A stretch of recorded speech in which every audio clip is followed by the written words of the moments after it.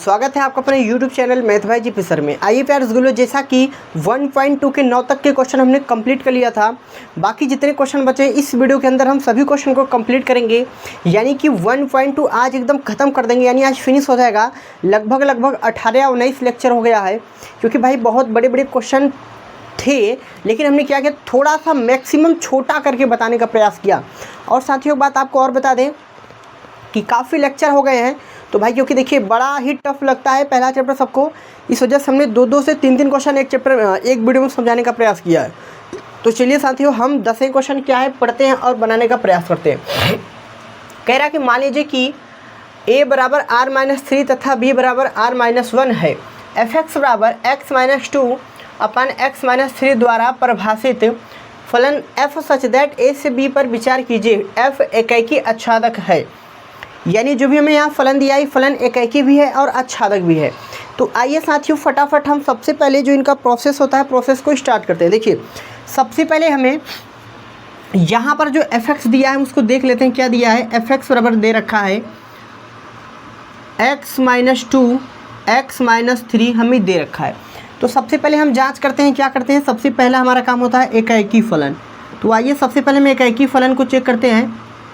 एकाकी फलन, तो एकाकी फलन हम जांच करते हैं भाई। तो सबसे पहले हम क्या करेंगे, आइए हम यहाँ एकाकी फलन में हर बार कुछ न कुछ मानते हैं, तो यहाँ भी हम मानेंगे।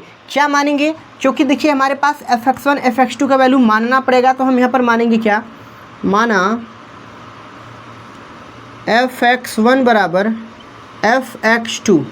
f(x) का वैल्यू हमें दे रखा है, रख देते हैं क्या है, x1 - 2 x1 - 3 बराबर में x2 - 2 x2 - 3 इतना हमें दे रखा है। अब हम क्या कर देंगे, इनका तिर्यक गुणा, यानी इसका गुणा इसके साथ, इसका गुणा इसके साथ। यहाँ हो जाएगा क्या, x1 - 2 इसके साथ x2 - 3 बराबर में इसका यहाँ करेंगे तो आ जाएगा x1 - 3 और x2 - 2।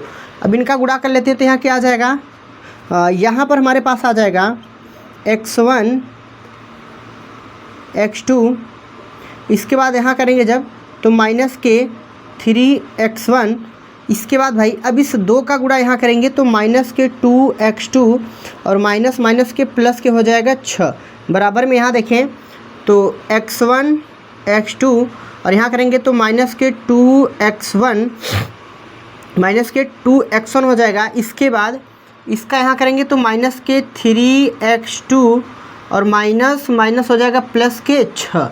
अब देखिए यहाँ से जो चीज़ कट रहा है हम इसको काट लेते हैं, जिससे कि x1 x2 हमारा पूरा कट रहा है और प्लस का 6 भी कट रहा है।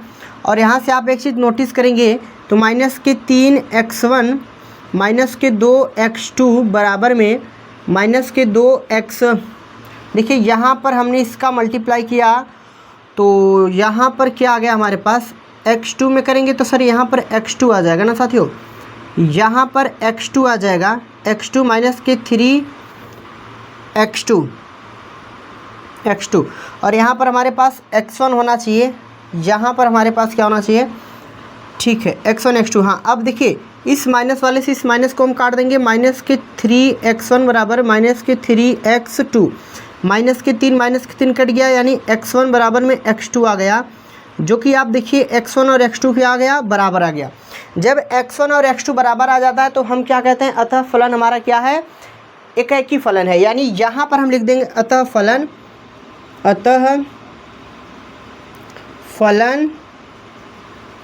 एकाकी है। अतः फलन हमारा क्या भाई, एकाकी फलन है। ठीक है, हमने फलन को एकाकी चेक कर दिया। अब हम फलन को आच्छादक चेक करते हैं, क्या फलन आच्छादक है। इन्होंने कहा है कि फलन एकाकी भी है और आच्छादक भी है। चलिए आइए अब इसको क्या करते हैं, आच्छादक का जांच करते हैं। आच्छादक का जांच करेंगे तो b जो हो जाता है आच्छादक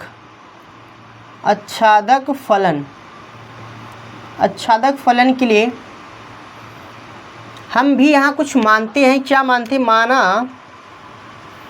माना y बराबर में f(x) और f(x) का मान हमें दे रखा है यहाँ पर, बड़े आराम से हम इसको रख देंगे क्या, y बराबर में x - 2 x माइनस का 3 दे रखा है, यहाँ कुछ नहीं तो बटा 1, इसका यहाँ गुणा कर देंगे तो हो जाएगा इसका यहाँ इसका यहाँ और इसका यहाँ करेंगे तो y x माइनस के 3 बराबर x माइनस के 2, x माइनस के 2 होगा,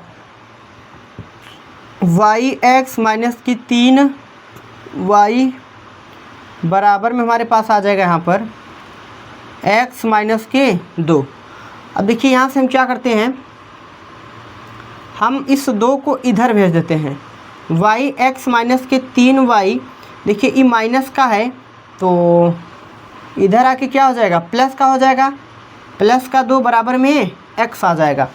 या तो हम ऐसा कर सकते थे कि y हमारे पास था, x इधर, या इतना भी सही है, कोई दिक्कत नहीं। आप यहाँ एक चीज़ नोटिस करेंगे तो इन्होंने हमसे कहा था FA, यानी R में हमें कह रहा R वास्तविक संख्या से वास्तविक संख्या, -1 -2 नहीं लेना, बाकी कुछ भी हम ले सकते हैं। तो आप एक बात यहाँ नोटिस करेंगे तो यहाँ हम कुछ भी रखेंगे x और y का वैल्यू तो हमें प्लस ही मिलने वाला है, हमें वास्तविक संख्या ही मिलेगा। कुछ भी हम x या y का वैल्यू रखें, कुछ भी y का वैल्यू रखेंगे तो हमें x ही प्राप्त होने वाला है। तो यानी कि हम इसको इस प्रकार से कर सकते हैं। या तो साथियों एक बात हम आपको यहाँ से और बताना चाहते हैं, कोई बात नहीं, ठीक है, इतना ही कर देंगे तो परफेक्ट है। अब हम कह देंगे क्या, क्योंकि भाई y का कोई भी वैल्यू रखेंगे वास्तविक संख्या मिलेगा, तो हम लिखेंगे अतः सह प्रांत के प्रत्येक अवयव का पूर्व प्रतिबिंब प्रांत में विद्यमान है। फलन क्या हो जाएगा, आच्छादक, अतः आच्छादक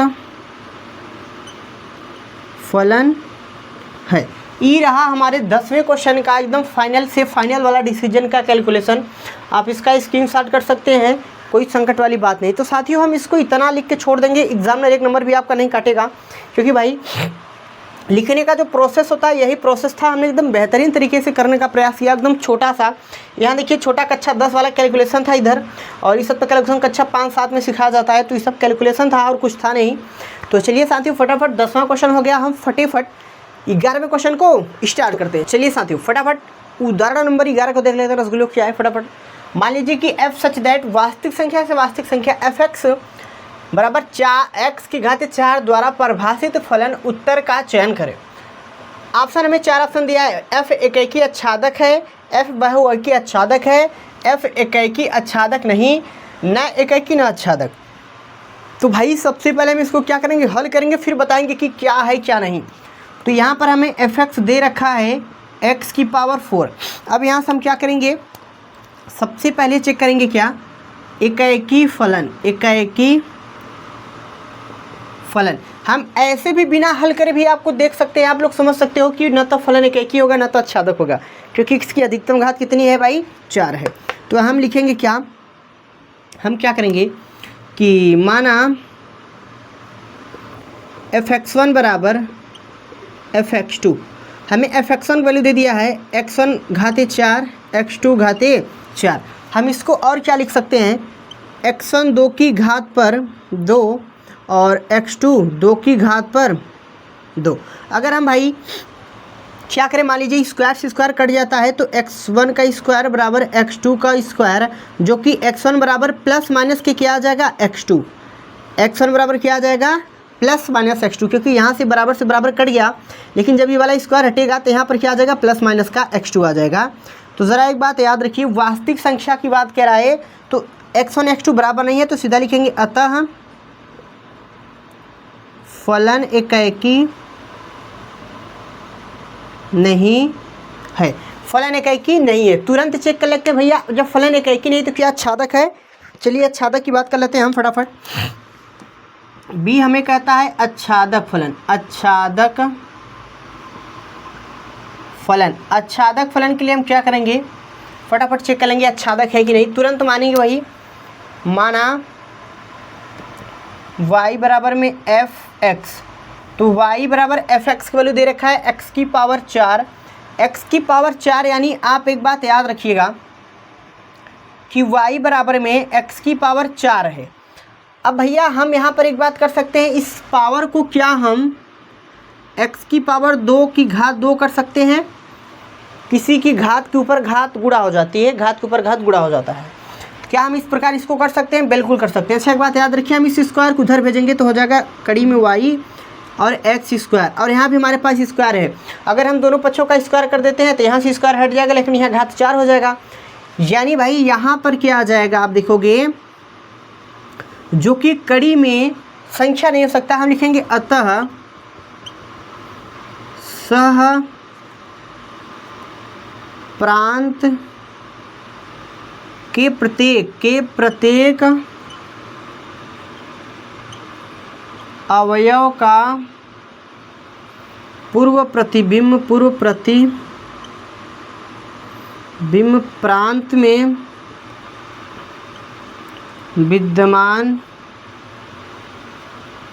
नहीं है।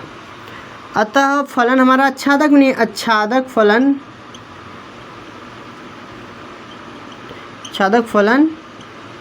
नहीं, फलन हमारा आच्छादक नहीं।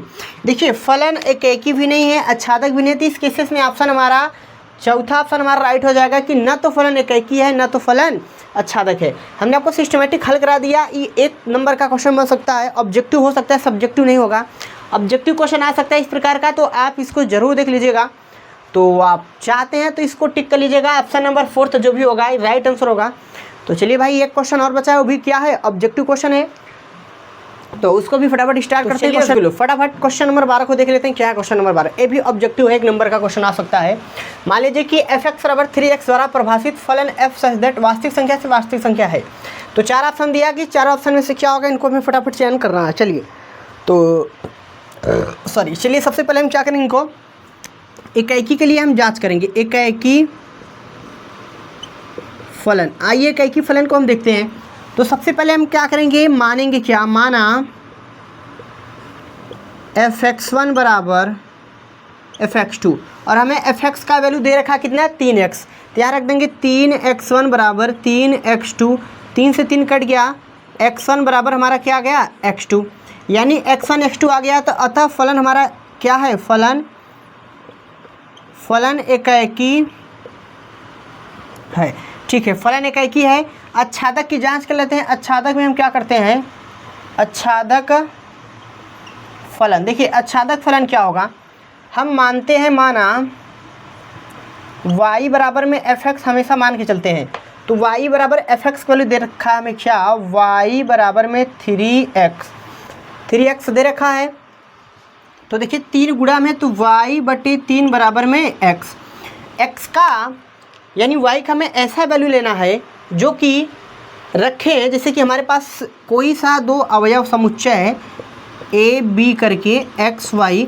तो यहाँ पर y का हम जो भी x y का वैल्यू लेंगे, यानी y का ऐसा वैल्यू रखना है कि जो 3 उसको विभाजित कर दे और वो का आना चाहिए, वास्तविक संख्या। तो ऐसा पॉसिबल नहीं है, अतः ही आच्छादक नहीं होगा। अतः आच्छादक नहीं है। आप वो पूरा लाइन लिख लीजिएगा जो बार बार लिखते हैं कि अतः फलन हमारा सहप्रांत के प्रत्येक अवयव, जो भी हम लिखते हैं स्टेटमेंट आप पूरा लिख सकते हैं। और ई था हमारे 1.2। ऐसा कह दें कि यूपी बोर्ड में जितने बच्चे पढ़ते हैं उनके सिलेबस में यहाँ तक था। आगे 1-2 पॉइंट और है, गॉस और फॉग। अगर आप चाहते हो कि गॉस और फॉग पर हम वीडियो बनाएं, यानी कि फलन के व्युत्क्रम या त्रिकोणमिति व्युत्क्रम फलन पे अगर हम वीडियो बनाएं, तो आप वीडियो के नीचे कमेंट बॉक्स में कमेंट ज़रूर कीजिएगा कि गॉस और फलन पर वीडियो चाहिए, तो हम उस पर वीडियो ज़रूर बनाएंगे। लेकिन अब आज से ही आपका फलन और संबंध का जो भी क्लास था यही लास्ट क्लास होगी। इसके बाद आज के बाद आपका नेक्स्ट चैप्टर चलेगा जिसका नाम है त्रिकोणमिति का जो भी परिचय वगैरह रहेगा, त्रिकोणमिति का अनुप्रयोग फलन वलन जो रहेगा मुझसे पढ़ेंगे। यानी साथियों अब आज का चैप्टर, पहला चैप्टर आज यहीं फिनिश करते हैं। तो आई होप कि आपको बहुत अच्छा लगा होगा। अगर जो बच्चे शुरू से अंत तक जुड़े हैं वो एक बार कमेंट ज़रूर करें। भाई हम भी देखना चाहते हैं कि ऐसे कितने बच्चे हैं जो शुरू से लेकर अंत तक हमारे वीडियो से जुड़े थे। तो चलिए साथियों, यह था हमारे क्वेश्चन नंबर 12 जो कि एकदम फाइनल क्लियर हो गया। अच्छा, अगर आप हमारे चैनल पर नए हैं तो चैनल को सब्सक्राइब जरूर करें और भाई कमेंट बॉक्स से कमेंट भर जाएँ। तो चलिए साथियों, मिलते हैं नेक्स्ट चैप्टर के साथ।